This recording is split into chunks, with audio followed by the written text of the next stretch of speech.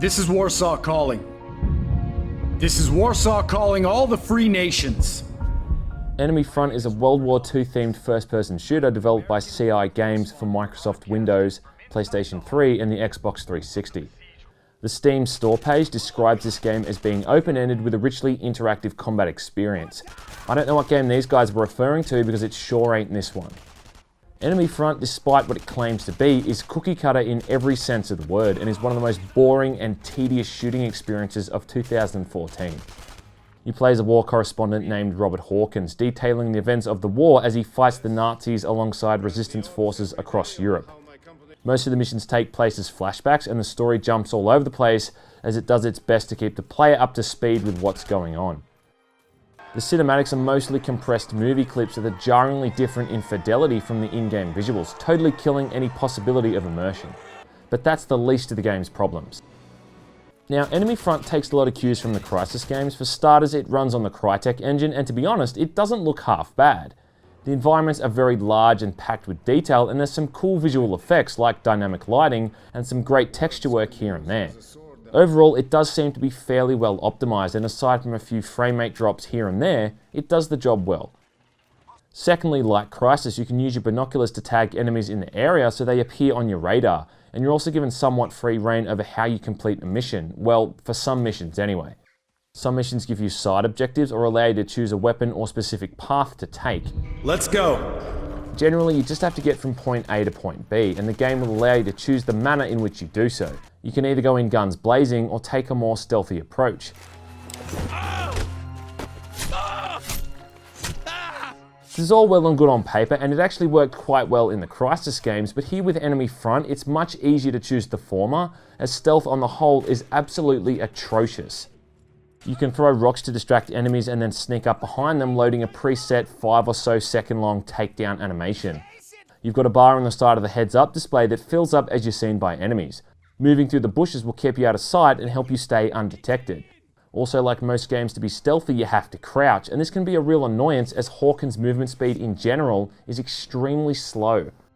But taking the stealthy route is just not really needed. It's not a matter of it not being enjoyable, though that does play a big part. It's more that it's just totally unnecessary. Let him fly! Hit him with everything we've got!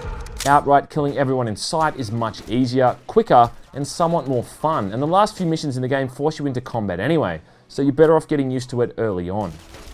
Scattered around certain areas are environmental hazards that you can use to your advantage, from exploding barrels through to stacked piles of lumber that you can shoot free, crushing anyone unfortunate enough to be in its path. Now, to be honest, these little nifty additions are fun, but they're really underutilized, and the majority of shooting is the type of stuff you've seen 100 times before. There really is nothing new or inventive to be seen whatsoever, and it's mind-numbingly boring stuff, made even worse by a horribly implemented regenerating health system that does a very piss-poor job of letting you know how close to death you are. Later in the game, this open-ended style of gameplay just totally disappears and it becomes the very definition of linear. The other issue is that the shooting just doesn't feel very satisfying. There's a great roster of weapons on offer and they're all modelled quite well and all that, but there's just no sense of impact or power when you use them. You can only hold 2 weapons at a time as well, that being a primary weapon like a rifle or a machine gun and a sidearm, which makes it even more dull, forcing you into sticking with a shooting style for large periods of time. Swapping weapons is often pointless too, as each new level the game just gives you a preset weapon regardless of what you exited the last level with. I can think of maybe 2 or 3 instances in the entire campaign where I was genuinely enjoying myself.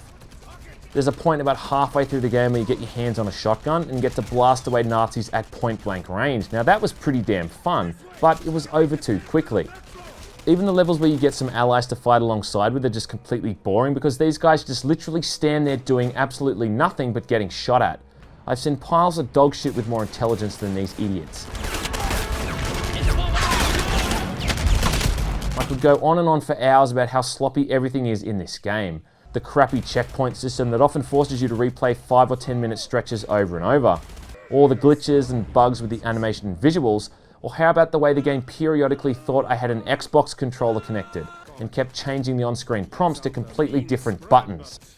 Lastly, the game does have a multiplayer mode which could have been its one saving grace. Instead, it's just the standard ranked garbage we've seen 100 times before. and you're lucky if you can even get a full game most of the time. At the end of the day, there's no reason to enlist with enemy front. What it does has been done before and much better. Remember the way you can breach rooms in the COD games and it goes all slow motion-y? Yeah, they copy that as well.